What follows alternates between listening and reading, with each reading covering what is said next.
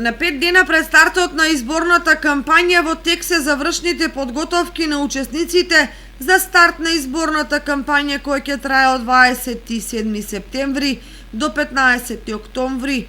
Во овој период, тие пред граѓаните ќе ја представат својата изборна програма за следните 4 години.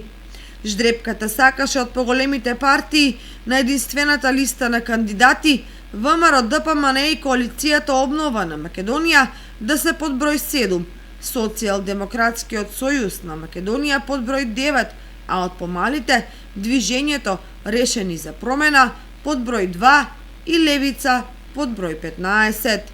За прв пат годинава на денот на изборите ќе бидат применети терминали за отчитување на отпечатокот од прст на гласачите, зашто од страна на представници од германската фирма Дермалог се спроведува едукација на членовите на избирачките одбори. Првите терминали веќе се пристигнати во земјава, а од 1 октомври треба да пристигнат и останатите. Изборите ќе се одржат на 17 октомври во недела. Поради COVID-19, тие ќе се спроведат со почитување на сите мерки и протоколи за заштита од вирусот.